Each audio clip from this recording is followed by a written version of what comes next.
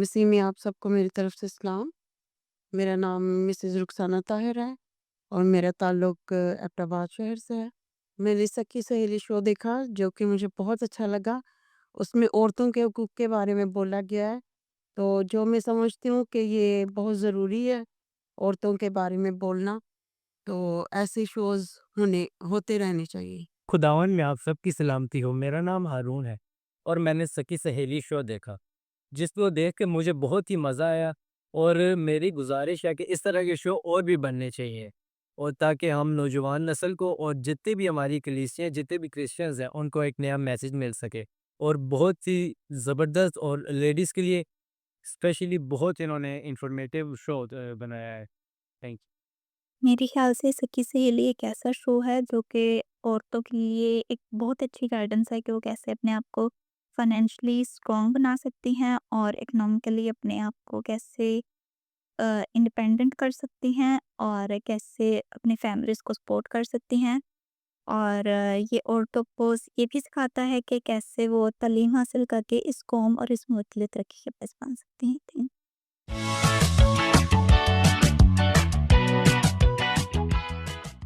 मैं उस्मा आशिक सखी सहेली शो में आप तमाम देखने वालों को सलाम पेश करती हूँ। जैसा कि आप जानते हैं कि सखी सहेली शो ख़ास तौर पर ख़वातीन के लिए है, उनकी अवेयरनेस और उनके मालूमात के लिए है।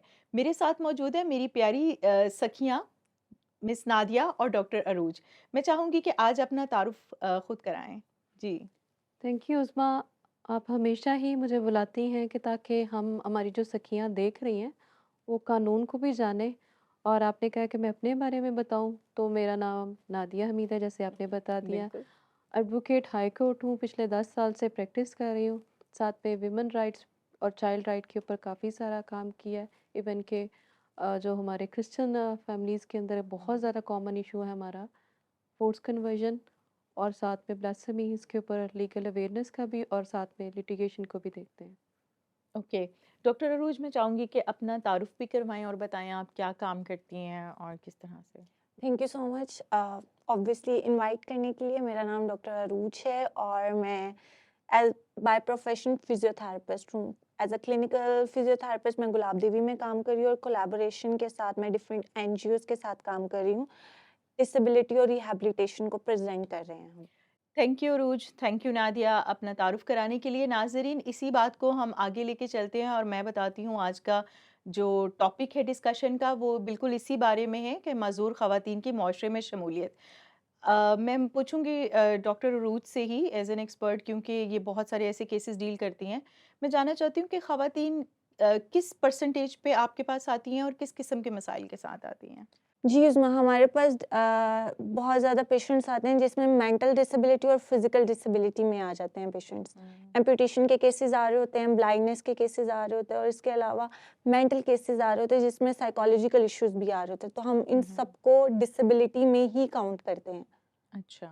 और उनको बहुत ज़्यादा चैलेंजेस फेस करने को मिलते हैं, जैसे सोसाइटी के चैलेंजेस हैं, हेल्थ चैलेंजेस हैं, फाइनेंशियल, लीगल चैलेंजेस, हुँ, इस हुँ। तरह के बहुत ज़्यादा। और सबसे इम्पोर्टेंट उनको एक्सेसिबिलिटी के चैलेंजेस बहुत फेस करने को मिलते हैं। उनके पास इस तरह का इंफ्रास्ट्रक्चर है ही नहीं कि वो मूव कर सके अपनी एक जगह से दूसरी जगह। सो अच्छा एक और मैं बात यहाँ पे करना चाहूँगी कि जैसे एक बड़ी अच्छे शहर के अंदर अच्छा हॉस्पिटल होता है, वहाँ पे लोगों को थोड़ा पता होता है कि हम इस अस्पताल में जाएँ, तो मुख्तलिफ़ इलाकों के भी तो केसेस आते होंगे, तो कितनी-कितनी दूर से लोग आपके पास आ जाते हैं? लाइक पूरे पाकिस्तान से इधर आते हैं या पाकिस्तान में और जगहों पे भी ऐसे अस्पताल मौजूद हैं जहाँ पे ये लोग जा सकते हैं? मेरे ख्याल से तो हर जगह पर इस तरह के अस्पताल होने चाहिए, लेकिन बहुत कम हॉस्पिटल्स हैं जो जो इस तरह की एक्सेसिबिलिटी प्रोवाइड कर रहे हैं। हुँ, हुँ। और इसके अलावा बहुत ज़्यादा इस तरह की एनजीओज़ हैं जिन्होंने उन डिफरेंटली एबल लोगों के लिए ऐसी एक्सेसिबिलिटी के साथ इंफ्रास्ट्रक्चर्स बनाए हैं ताकि वो वहाँ पर आएँ, अपनी स्किल्स को सीखें, अपने आप को अवेयर करें एंड इवन तो वो आपको जॉब भी प्रोवाइड कर रहे होते हैं। अच्छा मिस नादिया से भी हम साथ-साथ उनकी पॉइंट ऑफ व्यू भी इस पे लेंगे। मिस नादिया आप इस बारे में क्या कहेंगी कानूनी लिहाज से? अच्छा, मैं आपको ना इसके बारे में थोड़ी-सी हिस्ट्री बताऊँगी। कि पहले पाकिस्तान के अंदर डिसेबल पर्सन्स को वो एक्सेस नहीं दी जाती थी जो कि अब मिल रही है, लॉज भी नहीं थे। उसके पीछे ये है कि 5200 पाकिस्तानी डिसेबल पर्सन्स ने एक पटिशन फाइल की थी, जो कि उन्होंने काफ़ी एक बड़ी बैटल के बाद ये राइट हासिल की है, और लीगल बैटल के बाद। और और उसके ये इन्होंने खुद की थी जी जो लोग बिल्कुल पूरे डिसेबल थे? डिसेबल पर्सन्स ने। और मे बी आपका अगर ये असेंबली हॉल की तरफ जाने का इत्तेफाक भी होता हो, तो काफ़ी टाइम पे 90-90 दिन उन्होंने स्ट्राइक्स भी किए हैं, और लोग ब्लाइंड तो पिछले दिनों भी बैठे हुए थे। हाँ तो हाँ उनको बिल्कुल। बेसिक राइट्स के लिए हमेशा प्रोटेस्ट करना पड़ता है। सॉरी, वैसे ये बड़ी अनफॉर्चुनेट बात है कि जो सोसाइटी में हमारी डिसेबल लोग हैं उन्हें खुद अपने राइट्स के लिए मतलब इतना ज़्यादा स्ट्रगल यानी वो करनी पड़ रही है। ऑलरेडी जो है वो फिज़िकली नहीं किसी भी चीज़ में अगर उनके पास चैलेंज है, तो गवर्नमेंट ने उसके ऊपर थोड़ा बहुत सुना गया, और फिर इसके बाद 2020 के अंदर एक लॉ पास हुआ, जिसके अंदर उन्होंने उनको राइट दिया गया। और राइट कौन-कौन से उन्होंने मांगे थे? Right to participate in politics में, यानी पॉलिटिकल राइट दिया जाए, वोट का भी, और दूसरा भी कि वो एज़ अ डिसेबल पर्सन अपने लोगों की नुमाइंदगी कर सकें। फिर उसके बाद इक्वल राइट ऑफ एजुकेशन, यानी जहाँ पे आप नॉर्मल लोगों को एजुकेशन प्रोवाइड की जा रही है, वैसे ही इनको भी प्रोवाइड किया जाए। क्योंकि आप देखें कि ब्लाइंड स्कूल थे अवेलेबल, लेकिन वहाँ पे उनको ड्रिलिंग की फैसिलिटी नहीं थी। उनको भी जैसे हमारे एक साबर माइकल साहब थे, उन्होंने नॉर्मल तरीके से पढ़ा था, तो वो उन लोगों ने जद्दोजहद की, तो फिर बाद में जाके ये चीज़ें आईं। और फिर इसके बाद जो लॉ बने हैं वो 2020 के अंदर इनको राइट दिए गए, डिसेबिलिटी लॉज बने, जिसमें सबसे ज़्यादा काम जो है वो सिंध के अंदर हुआ। उन्होंने बिजनेस ऑफ रूल्स भी बनाए कि जैसे विमेन कोटा है, मिनॉरिटी कोटा है, इसी तरह डिसेबिलिटी कोटा भी रखा गया। और फिर एक लॉ बना जो कि पंजाब के अंदर है, the Punjab empowerment of a person with disability 2022 में। यानी उसमें आपको एम्पावर किया गया कि इनको स्किल सिखाया जाएगा। इवन कि अभी बैतुल माल के अंदर एप्लीकेशंस ली जाती हैं, जो डिसेबल पर्सन हैं उनको एक वजीफ़ा लगा दिया जाता है स्कॉलरशिप के, वो अपने ज़्यादा नहीं तो थोड़े से बेसिक जो है वो नीड्स एक्सपेंडिचर पूरी उठा कर सकें। सकें। हाँ जी। अच्छा, स्कूल्स के अंदर क्या हम्म। पॉसिबिलिटी है? जैसे मेन स्ट्रीम स्कूल हैं, गवर्नमेंट स्कूल हैं, और उनके अंदर क्या, जैसे कोटा सिस्टम हर जगह है, क्या स्कूल के अंदर गर्ल्स या बॉयज़ इस तरह जा सकते हैं? लेकिन लाइक मेरे ख्याल में आप देखें, एक ब्लाइंड है वो नॉर्मल स्कूल में जाएगा तो वो उसकी रिक्वायरमेंट नहीं पूरी कर सकेगा। अब फिजिकली चैलेंज पर्सन जो है, जो बाकी तो उनकी सेंसेस हैं, जैसे चल फिर नहीं सकता, वो तो जाके अगर वो कोटे को अप्लाई करेगा वो तो उसके लिए बेहतर होगा, क्योंकि वो बोल सकता है, देख सकता है, सुन सकता है। लेकिन कुछ ऐसे लोग हैं जो देख, बोल और सुन नहीं सकते। क्योंकि मैं भी एक अभी इसी तरह का एक बच्ची का केस कर रही हूँ, जो टोटल डिसेबिलिटी है, सिर्फ वो सुन ही सकती हैं, ना चल फिर सकती, ना बोल सकती, ना बैठ सकती हैं, ना देख सकती हैं। तो इस तरह के लॉज जो हैं वो प्रोटेक्ट करते हैं, क्योंकि उनका केस कुछ और है। तो लेकिन स्टेट को उनको डिसेबिलिटी सर्टिफिकेट देने के अलावा ज़्यादा वो वाला पार्टिसिपेशन नहीं है कि आप उसको टोटल उसका एक्सपेंस उठाया जाए, क्योंकि इन लोगों के साथ में मेडिकल एक्सपेंसेस होते हैं। नादिया, हमने गुफ्तगू की, आपकी कितनी अवेयरनेस है कवानीन के बारे में? आप तो ऑलरेडी कवानीन में, लेकिन हमारी आम आम जो मुआशरा है वो इसके बारे में कितना अवेयर है? या आप एज अ मेडिकल प्रोफेशनल काम कर रहे होते हो, तो आपको तो पता है कि इनके क्या मसाइल हैं। देखते हैं कि हमारी आवाम इसके बारे में क्या कहती है। नाजरीन, आइए देखते हैं कि आवाम इसके बारे में क्या कहती है कि हमारे मुआशरे में माजूर ख़वातीन का क्या मकाम है।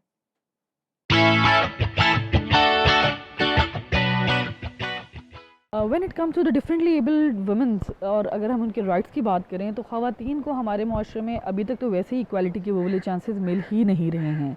अगर हम ये झंडा उठा के निकलते हैं वुमेन एम्पावरमेंट या फेमिनिज़म, तो ये जस्ट अब कैंपेन्स की हद तक की फ़िलहाल चीज़ें चल रही हैं। आई एग्री, हमारे पास वुमेन को अपेरेंटली हम बहुत राइट्स देने लग गए हैं। हमारे पास कैबिनेट में, सेनेट्स में उनको हिस्से भी मिल रहे हैं, उनका एक स्पेशल कोटा भी आ रहा है। लेकिन अभी तक वुमेंस को ना उनके प्रॉपर्टी राइट्स मिलते हैं। ये एक नॉर्मल वुमेन की बात करें। When it comes to the special differently abled womens, हम स्पेशल तो नहीं कहेंगे इसको, डिफरेंटली एबल्ड वुमेन को बात करेंगे।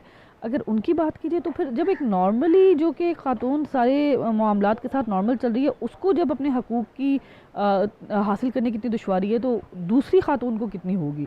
और मेरे ख़्याल से हम पॉजिटिवली काम कर रहे हैं, लेकिन इस काम की जितनी रिकग्निशन होनी चाहिए अभी तक नहीं है। एंड आई होप कि पाकिस्तान में इसके ऊपर मज़ीद काम होता रहे और ये किसी न किसी नहज पर पहुँच जाएँ। हमारे यहाँ डिफरेंटली एबल जो ख़वातीन काम कर रही हैं, ठीक है? उनको हमारे माशरे में उनका क्या मकाम है? मुझे बड़े अफ़सोस से ये बात कहनी पड़ती है कि हमारे माशरे में उनका एज़ सच कोई उनको इस तरह से अहमियत नहीं दी जाती। और यहाँ हम बड़े अगर पाकिस्तानी माशरे की हम बात करें और एक बैनुल-अक़वामी माशरे के साथ उसके तनाज़ुर में देखें तो हमें बड़ा क्लियर फ़र्क नज़र आता है। बैनुल-अक़वामी माशरे में डिफरेंटली एबल्ड ख़वातीन वैसे ही एक्सेल कर रही हैं जैसे कि एक नॉर्मल आदमी करता है। लेकिन हमारे माशरे में इसका थोड़ा हमें एक तफ़रीक नज़र आती है, इसमें हमें वो डिफ़रेंशिएट करना पड़ता है कि जी इनका ये वाला कोटा है और इनका ये वाला कोटा है। और उनका हम बड़ी मख़सूस नशिस्तों के ऊपर बिठाते हैं, उनको उस तरह से माशरे में हाँ, लेकिन अब आके डिजिटल एरा के साथ, डिजिटल एंटरप्रेन्योरशिप के साथ जो है ना डिफरेंटली एबल ख़वातीन का एक बड़ा पॉजिटिव रोल हमें माशरे में देखने को मिल रहा है। और इसको हमारा काम है कि हम इनकरेज करें और उन कॉर्नर्स को ढूँढ-ढूँढ के लेके आएँ, जहाँ पे डिफरेंटली एबल्ड ख़वातीन अपने आप पोटेंशियल रखती हैं और उनकी स्किल्स को हम सामने लेके आएँ, क्योंकि डिजिटल दौर से हम इस चीज़ का भरपूर फ़ायदा उठा सकते हैं और वो भी एक प्रोग्रेसिव इंडिविजुअल के तौर पे सोसाइटी में अपना रोल प्ले कर सकती हैं। जो डिसेबल ख़वातीन हैं उनको हमारे माशरे में जो है अच्छे राइट्स नहीं मिलते, मतलब उनके साथ अच्छा सलूक नहीं किया जाता, ना उनको प्रॉपर ट्रीटमेंट मिला जाता है, ना उनको फैमिलीज़ में कोई ख़ास जो है रिस्पेक्ट एक जगह मिली जाती है, ना ही उनके साथ किसी का अच्छा बिहेवियर होता है, क्योंकि वो कुछ काम नहीं कर सकती, वो डिसेबल होती हैं, तो वो उनको बिल्कुल यूज़लेस समझा जाता है। हमें चाहिए कि हम उनको जो है अच्छी तरह से रखें, उनका ट्रीटमेंट करवाएँ। इस चीज़ को हमारे माशरे में बहुत ज़्यादा जो है बढ़ाने की ज़रूरत है। माशरे में जो डिसेबल ख़वातीन हैं उनको बहुत ज़्यादा हमें जो है सपोर्ट करना चाहिए। यूजुअली ये होता है, कुछ एक्सीडेंट केसेस ऐसे होते हैं या कभी-कभी हम देखते हैं कि कुछ सोसाइटी के ऐसे प्रॉब्लम्स आ रही होती हैं। अभी रिसेंटली भी हमने कुछ इश्यूज़ देखे हैं, इन-लॉज़ की वजह से जी कुछ प्रॉब्लम्स आते हैं और फीमेल्स को अभी एक रीसेंट केस भी डस्का में हुआ। तो कुछ स्टिल अवेयरनेस के बाद भी कुछ एक ख़ास ऐसी क्लास है जो कि वहाँ पे फीमेल्स प्रॉब्लम फेस कर रही हैं। लेकिन जो टॉर्चर होता है, ये जो वायलेंस होता है, उसके बाद कुछ फीमेल्स, मैंने 1-2 कुछ ऐसे को जानती हूँ जो डिसेबल हो गईं। और मतलब मैं बीइंग अ फीमेल यही कहूँगी कि हमें थोड़ा-सा और इसको फ़ोकस करना चाहिए, ताकि हम उन फीमेल्स को सपोर्ट कर सकें और वो एक सोसाइटी में उनको एक रोल उनका आइडेंटिफ़ाई करवा सकें और उनको हेल्प आउट कर सकें। अनफॉर्चुनेटली हमारी सोसाइटी में ख़ासकर पाकिस्तान में डिफरेंटली एबल ख़वातीन को वो मुकाम, वो अहमियत नहीं मिलती जो कि उनका हक है, उनको मिलनी चाहिए। अगर आप अपने इर्द-गिर्द, अपने घरों में, अपनी फैमिलीज़ में देखें, तो कहीं न कहीं आपको अपने अंदर से ही ऐसी ख़वातीन मिलती हैं जो डिफरेंटली एबल हैं। और मैं पर्सनली ऐसी ख़वातीन को अपनी फैमिली में जानता हूँ जो कि बहुत ज़्यादा अल्लाह ताला ने उनको वो सलाहियतें और खूबियाँ अता की होती हैं, वो उनके अंदर स्किल्स होती हैं जो कि मेरे ख़्याल में दूसरे जो जिनको हम जो है समझते हैं कि ये डिफरेंटली एबल्ड नहीं है, उनसे ज़्यादा उनके पास स्किल्स होती हैं। तो अनफॉर्चुनेटली उन स्किल्स को आगे नहीं लेके आया जाता, हमारे मीडिया में इतनी तवज्जो नहीं दी जाती। तो ऐसी ख़वातीन को ना सिर्फ जो है वो आगे लेके आना चाहिए और इनको प्रमोट करना चाहिए, बल्कि इनको इनकरेज करना चाहिए, ताकि वो अपनी स्किल्स और जो उनके अंदर महारत और जो अल्लाह ताला की तरफ से एबिलिटीज़ उनको दी जाती हैं, उसको ज़्यादा से ज़्यादा हमें दिखाना चाहिए, ताकि ऐसी ख़वातीन के हौसले बुलंद हों।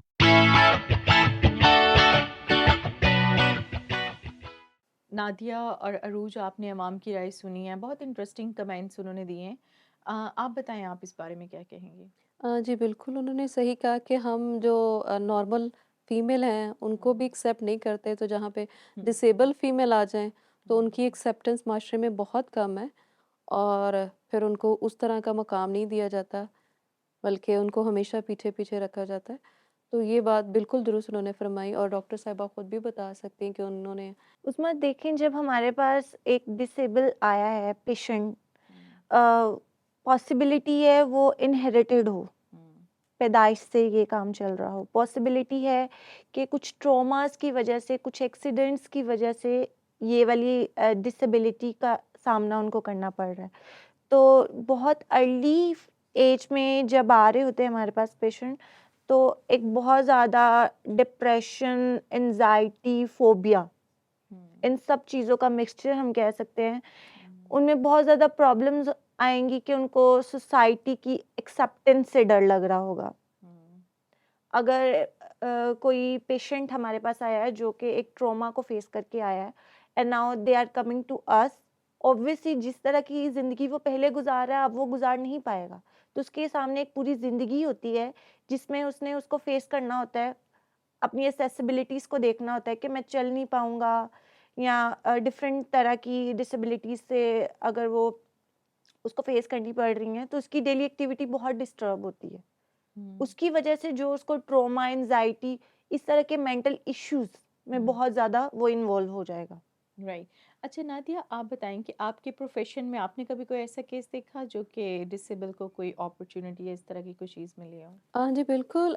हमारे यहाँ वकालत में कुछ मैंने वकला देखे हैं जो कि डिसेबल हैं, लाइक किसी का बाजू नहीं है या चल फिर नहीं सकते, तो वो कोर्ट में उसी तरह ही प्रेजेंट होते हैं जैसे कि नॉर्मल वकील होते हैं। इसके अलावा एक जज साहब हैं, वो ब्लाइंड हैं, तो डिसेबिलिटी को साइड पे रखते हुए लेकिन उनको राइट दिया गया, क्योंकि राइट नहीं दिया गया है लॉ के अंदर। वो पहले था कि कोई भी जज जो है वो जब तक नहीं बन सकता, जब तक वो कुछ रिक्वायरमेंट्स पूरी नहीं कर सकता कि वो उनकी सेंसेस जो हैं वो सारी काम करती हूँ।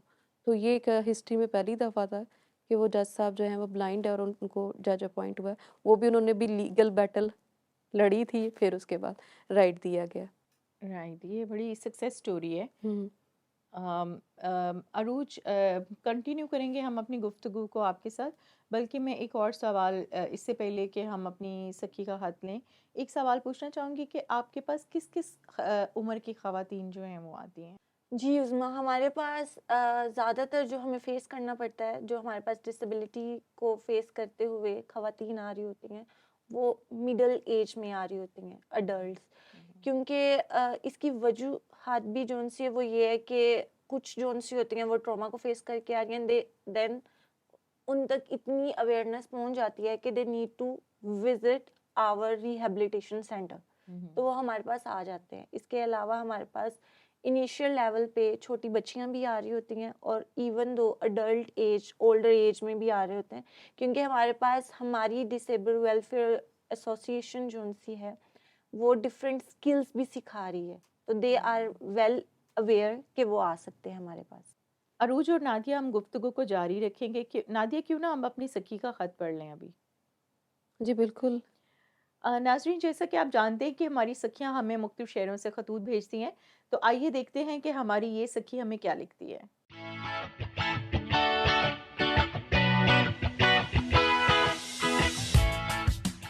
नाज़रीन, ये सखी हमें लिखती हैं, मेरी उम्र 32 साल है और मैंने इंग्लिश में डबल मास्टर किया हुआ है।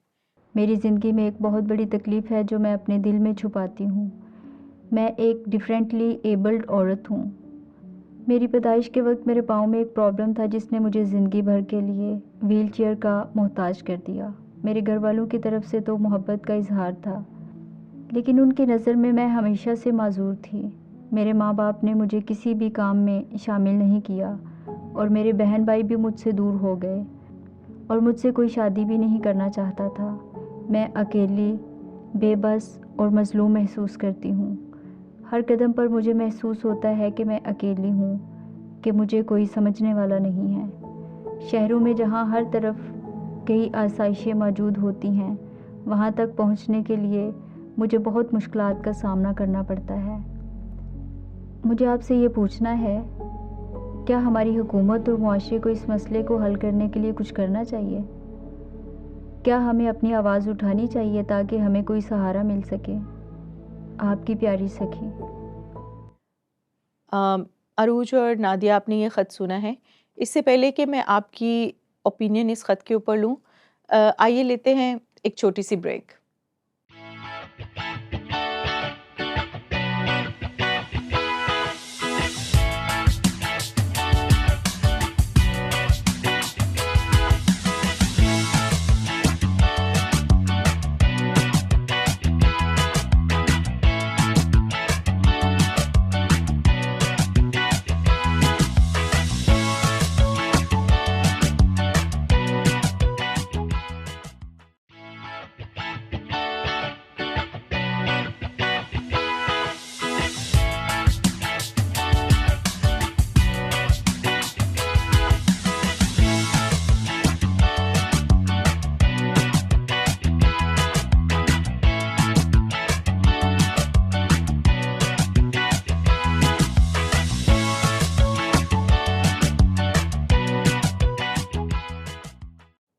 बैक नाज़रीन। ब्रेक पे जाने से पहले हमने अपनी सखी का ख़त पढ़ा था, तो आइए पूछते हैं डॉक्टर अरूज से वो क्या कहेंगी इसके बारे में।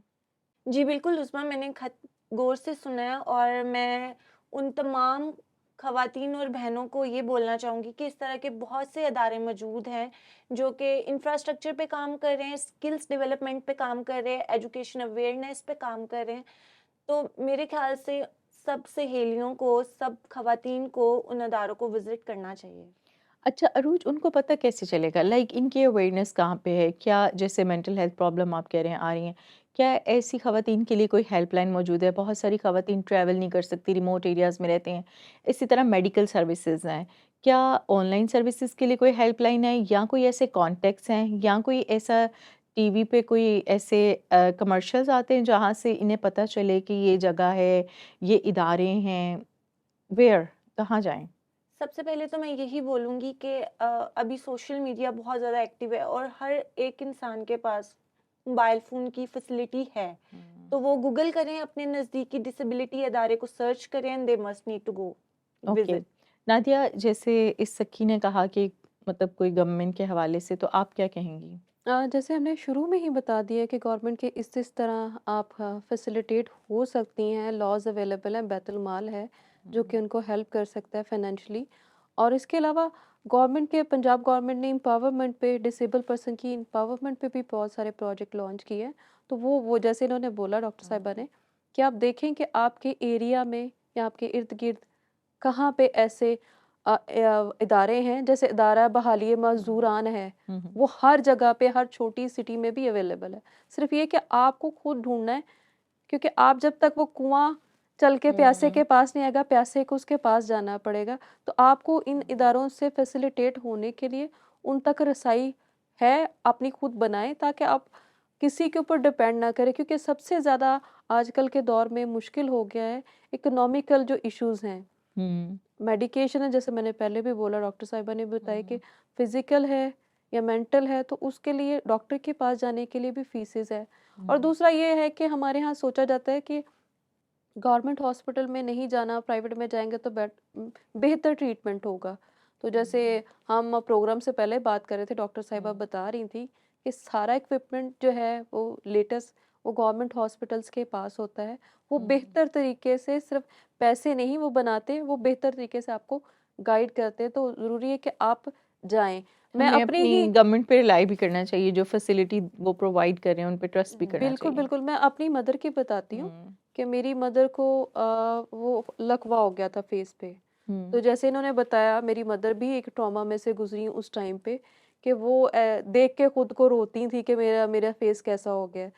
हमें फैसिलिटी थी, लेकिन हमें बताया गया कि अगर आपने ट्रीटमेंट कराना और ठीक होना है, तो आप गवर्नमेंट हॉस्पिटल में फलाफा में जाएं। फिजियोथेरेपी आपकी बेस्ट होगी, साइकोलॉजिकल भी आपको हेल्प दी जाएगी, क्योंकि ये चीज़ें जो है हम समझ रहे होते हैं कि परमानेंट अगर आ रही है डिसेबिलिटी तो फिर है, लेकिन ये है कि लाइफ में चलते चलते कभी आप पैरालाइज्ड हो जाते हैं, ये लकवा हो जाता है, फेशियल जो पैरालाइज होता है, या आप लंबा टाइम किसी मेडिकल ट्रीटमेंट से गुजरे हैं, तब भी आप ट्रॉमेटाइज हो जाते हैं या साइकोलॉजिकली अफेक्ट होता है। तो उस सूरत में आपको ज़रूरत है कि प्रॉपर पर्सन के पास जाके मेडिकल ट्रीटमेंट लें। इवन कि यहाँ कुछ ऐसे इंसिडेंट हो जाते हैं फीमेल्स के साथ, जैसे कि उनका रेप हो जाता है, सेक्सुअली अब्यूज़ हो जाती हैं, या वायलेंस होता है घर के अंदर, या बाहर कुछ हो जाता है काम के ऊपर। तो उस सूरत में भी उनको मेडिकल केयर की ज़रूरत है। उस टाइम पे उनका दिमाग जो है उस ट्रॉमा को से निकल के प्रॉपर काम एग्जैक्टली। नहीं कर रहा होता उस ट्रॉमा की वजह से। तो वो निकलना ज़रूरी है उसमें से। तो वो ट्रीटमेंट से ही होगा, अदरवाइज़ वो बेहतर ज़िंदगी गुजार नहीं सकेंगे। हम्म। अच्छा अरूज, मेरा आपसे ये पर्सनल सवाल है, आपने क्यों चूज़ किया ये प्रोफेशन? आपने क्या सोचा कि आप इन लोगों में काम करें? उज़्मा, मैंने आपको पहले जैसे बताया कि प्रोफेशनली मैं फिजियोथेरेपिस्ट हूँ, लेकिन I am specialised in disability and rehabilitation. खुदा की तरफ से था ये। इस तरह से इस ऑर्गेनाइजेशन के साथ अटैच्ड होना और उसके साथ साथ डिफरेंट ऑर्गेनाइजेशंस के साथ अटैच होना। And now I am running my own NGO which is lifeline mobile medical mission. हम मेडिकल फैसिलिटीज़ प्रोवाइड करते हैं डिफरेंट एबल लोगों को अंडर प्रिविलेज्ड एरियाज़ में। तो I must say this is because of God. ओह! तो आपका ख़्याल है कि आपको खुदा ने ये मकसद आपकी ज़िंदगी में दिया कि आप ऐसे लोगों का सहारा बनें। अच्छा मुझे बताएँ कोई ऐसी स्टोरी बताएँ जो कि कामयाब होते हैं केसेस, लोग अपने पैरों पे खड़े हो जाते हैं, लोग स्टेबल हो जाते हैं, ऐसी कोई स्टोरीज़ होती हैं? बिल्कुल हमारे पास बेहद इस तरह की स्टोरीज मौजूद हैं, ब्लाइंड पेशेंट्स की, डिसेबल जो चल नहीं सकते, and they are on a very higher post. हुँ। इंजीनियर्स हैं, मैकेनिकल इंजीनियर्स हैं, इलेक्ट्रिकल इंजीनियर्स हैं, they are performing their activities very well. बिल्कुल। अच्छा नादिया मैं ये सोचती हूँ कि ऐसे लोगों को सबसे पहले फैमिली की तरफ से एक्सेप्टेंस मिलनी चाहिए जब उनकी फैमिली उनसे मोहब्बत करती। जैसे आपने अपनी मदर की बात की और अगर आप लोग स्टेप ना लेते कभी डिसेबल लोग शायद डीमोटिवेट हो जाते हैं। इतना उनके अंदर शायद वो करेज नहीं रहती कि वो खुद से अपने लिए स्ट्रगल करें। तो फैमिलीज़ को क्या पैगाम देना चाहते हैं कि वो मतलब अरूज भी अगर इसमें इनपुट दे दे या आप भी दे दें कि फैमिलीज़ को क्या करना चाहिए अगर उनकी फैमिली में कोई डिसेबल है? देखिए डिसेबिलिटी जो है वो सम टाइम परमानेंट नहीं होती, हुँ, टेम्परेरी होती है। हुँ, तो वो ट्रीटमेंट से ठीक हो सकती है। तो हुँ, वहाँ पे आपको उनको इमोशनल और साथ में मेडिकल ट्रीटमेंट देना पड़ेगा। हुँ, इमोशनल सपोर्ट देनी पड़ेगी ताकि वो उसको ओवरकम कर सकें। और जहाँ तक आता है परमानेंट डिसेबिलिटी में, हुँ। तो परमानेंट डिसेबिलिटी वो उनके इख्तियार में नहीं है, ना हमारे इख्तियार में है। तो बिल्कुल। आपको बताना है कि इसको हम ना, जैसे कि वो एक मुनीबा मज़ारी, हुँ, हम उनकी मोटिवेशनल स्पीचेज़ सुनते हैं, वो हुँ, अपनी लाइफ़ के ऊपर बताती हैं। तो हमारे पास इस तरह के भी लोग हैं। स्टीफ़न हॉकिन वो हुँ, टोटल जो था व्हीलचेयर के ऊपर था, वो हुँ, हिल भी नहीं सकता था। हुँ। तो इस तरह के एग्ज़ाम्पल्स हैं हमारे पास, उनको मोटिवेट किया जाए कि ये इस ये भी वो डिसेबिलिटी के लोग हैं बाद आप। आगे आ चुके हुए हैं हुँ, और और नॉर्मल ज़िंदगी लाइफ़ से को भी शुरू कर हाँ, सकते हैं। बेहतर तरीके से की जा सकती है। अगर बच्चा डिसेबल है, इसका हरगिज़ मतलब ये नहीं है कि आप उसको ओवरली प्रोटेक्ट करें, उसको घर से बाहर ना निकलने दें, उसकी सोशल सिस्टम उसका जौन-सा है, वो बेहतर ना हो। उसकी डेवलपमेंट सबसे इम्पोर्टेंट है। अगर वो डेवलप्ड होगा, अपने मेंटली डेवलप्ड होगा, तभी वो उसमें वो वाली मोटिवेशन आएगी कि वो अपना कोई भी काम कर सके। अच्छा, डिसेबिलिटी को प्रिवेंट कैसे किया जा सकता है? हम बचा कैसे सकते हैं लोगों को कि वो ज़्यादा से ज़्यादा डिसेबिलिटी की तरफ ना जाएँ? मैंने आपको ऑलरेडी भी बताया कि हमारे पास डिसेबिलिटी डिफरेंट टाइप्स में आ जाती है। तो हुँ, इनहेरिटेड डिसेबिलिटी को आप इस तरह से प्रिवेंट कर सकते हैं कि पेरेंट्स को बहुत ज़्यादा ख्याल रखना चाहिए, अपनी डाइट का बहुत ज़्यादा ख्याल रखना चाहिए, क्योंकि कुछ ऐसे क्रोमोसोम्स हैं जिनकी लेस और एक्सेस अमाउंट की वजह से बच्चा डिसेबल पैदा हो सकता है। उसके कज़न अलावा मैरिजेज़ तो एग्जैक्टली स्क्रीनिंग टेस्ट वग़ैरह पहले कज़न से अगर हो मैरिजेज़ जाएँ। इसके ऊपर तो अभी गवर्नमेंट ने लॉ भी बनाया है हुँ, कि उसपे मुल्ला हज़रात के कुछ रिज़र्वेशंस थे कि शादी से पहले लड़का और लड़की के दोनों के टेस्ट हों, हुँ, ताकि बच्चा जो हो कज़न मैरिजेज़ होती हैं, बार-बार कज़न हुँ। मैरिजेज़ होने से वो सेम जो डिज़ीज़ और डिसऑर्डर वो हाँ, वो ट्रांसमिट हो होता है। जाती हैं, वो हुँ, जेनेटिकल उनके अंदर हुँ, डेफ़िशिएंसी आ जाती है, हुँ, कोडिफ़िकेशन इस तरह की इफ़ेक्ट हुँ, होती हैं। बिल्कुल, हुँ। बिल्कुल। हुँ। अरूज आपका बहुत शुक्रिया आपने हमें अपना टाइम दिया और नादिया आपका बहुत शुक्रिया जैसे कि हमेशा की तरह आप हमें अपनी ओपिनियंस देती हैं और मुख्तलिफ तरह से लॉज के बारे में आगाही देती हैं वो हमारी ऑडियंस के लिए और ज़ाहिर सी बात है कि हमारी सखी के लिए बहुत ही यूज़फुल होंगे और नाजरीन जैसा कि आप जानते हैं कि ख़वातीन के लिए ख़ास तौर पर ये एक ऐसा प्लेटफॉर्म है जहाँ पे वो अपने मसाइल हमें भेज सकती हैं अगर आपको कोई भी ज़हनी तौर पर अगर फ़िज़िकली तौर पर किसी किस्म की डिसेबिलिटी या किसी किस्म के का मशवरा या लीगल राय चाहिए तो आप ज़रूर हमें उससे आगाह करें जहाँ तक मुमकिन हो सकेगा हम पूरी कोशिश करेंगे कि आपको उसका जवाब दे सकें या आपको कोई हेल्प प्रोवाइड कर सकें इसी के साथ मैं और मेरी सखियाँ आपसे इजाज़त चाहेंगे खुदा हाफिज़।